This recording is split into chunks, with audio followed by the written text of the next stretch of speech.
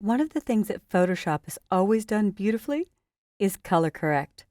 And as we all know, we can't always have ideal lighting when we shoot video, especially indoors. So what I'm going to do is jump to the first frame of this movie. In the timeline, I just clicked Go to First Frame. And I might want to watch a little bit later in the movie. I'm just pulling my playhead a little bit farther. In order to do a color correction that applies to all of this video group, I'm going to actually click Video Group 1. I can select it in the Layers panel or select it in the timeline. And to the right, where you see a little film strip icon, make a new video group. And in order to name it, I'll double-click in Layers and call it Color Correction, or CX for short. Now, anything you can do with adjustment layers, you can do on a video. So if I look at the bottom of my Layers panel, I can click and see all of the adjustments I have available, and they're also in the Adjustments panel. But let's start with a really simple one. Let's start with Levels, the second icon in the top row.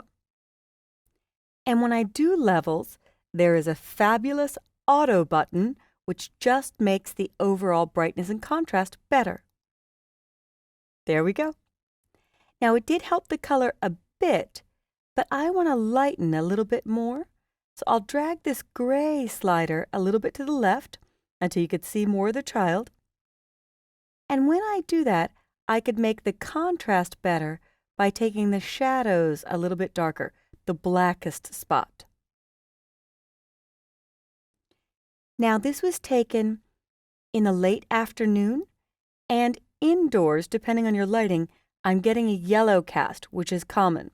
There was no flash on, which might cause a blue cast. So a great way to combat yellow is with a photo filter. So I can come to the bottom of Layers and choose Photo Filter. A warming filter is a common one, but the cooling filters will apply a blue. Blue combats yellow. And once all of that is applied, I can click play. Computer images have two types, raster and vector. Raster images are made up from pixels. Vector images are made up from points. And with him moving around a lot, it may not be perfect, but if you pause, if you see the final frame, it actually looks pretty good. So I can always come back and double-click on the levels, actually this little semicircle icon, and make it darker or brighter. But you could go on and on with this. You could boost the vibrance, which is really cool. I always use vibrance over saturation to make every color a little bit richer, but I could continue going on. With this, I really only needed the photo filter and the levels to remove that yellow cast and be able to see the child better. So I'm going to trash the vibrance layer and hit delete, and delete again. The first delete deleted the mask. Technically, everything is being applied, but you could paint it in only on certain areas. I don't need the whole vibrance. I can click the eye icon off and on levels to see before and after, and on the photo filter to see before and after. And it's already a lot better very quickly. So try some of the adjustment layers on your own video.